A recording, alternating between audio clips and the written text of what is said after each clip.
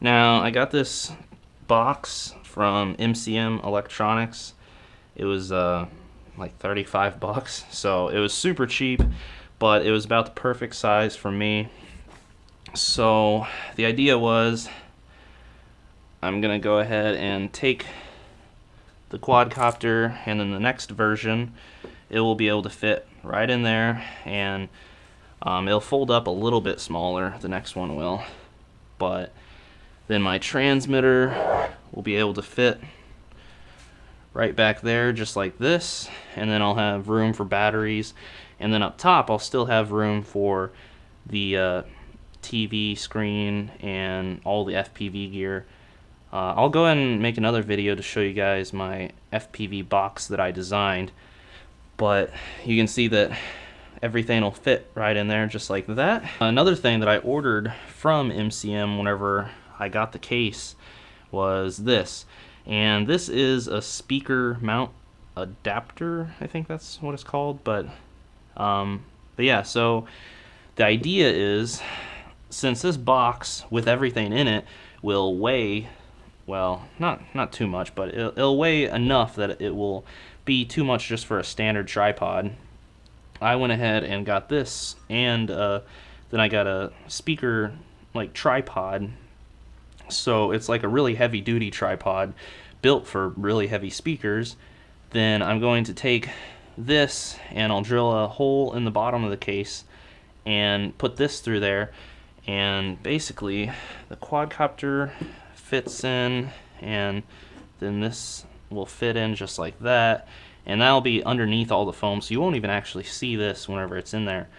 But with the lid up about there, then it still keeps the center of gravity about at that point. So it's actually better to have it shifted back than being directly in the center of the case. So I went ahead and measured all that already. I just have to go drill the hole and then waterproof it sometime. So yeah, that's my general idea with that. Yeah, so that way I can actually put it up on a tripod, and that way I can have everything in one case, including the quadcopter, because a lot of times that's what's left out. And plus now with all these 250 size quads that they have going on right now, that everyone's so into flying. Well, let's see, a 250, that's out to there, so let's just give that there. So a 250 size quad from that point over to here. So with the propellers on it, because usually those are running about 5-inch propellers, so let's go ahead and add 5 inches to that, so that's 14.5 inches, because there'd be 2.5 on each side. So overall, with the propeller sticking out, you'd have that much space just for a little 250 size quad. But since these propellers overlap on each other and they're well protected and everything, then they don't stick out outside of the actual frame whenever it's all folded up. So you don't have all that extra space taken up that you would need to be able to fit a 250 size quad in here.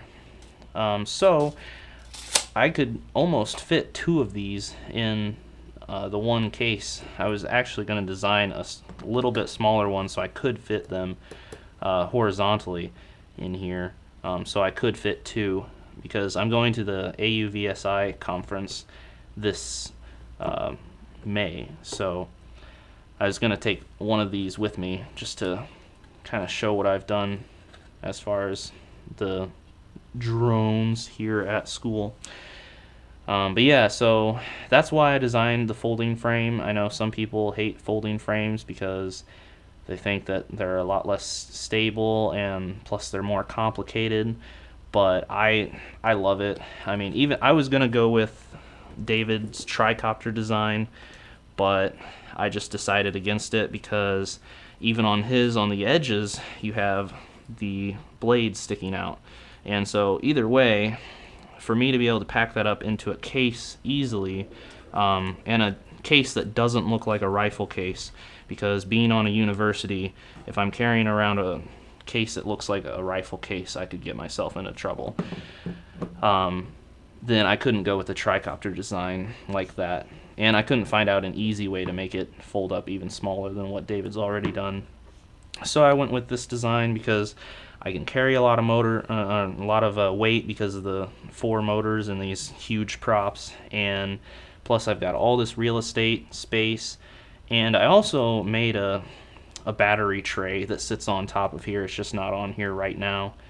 But yeah, so overall I really like this frame, and the next one that I make is going to be just all the exact same except fixed from all the problems that I found with this, and hopefully I won't have the same motor problems with them torquing out and not being in the same level plane like area. So but yeah, so that's my frame. Just go ahead and check out some of my other videos if you want to see some of the flights, and just let me know if you have any questions. Thanks. Bye.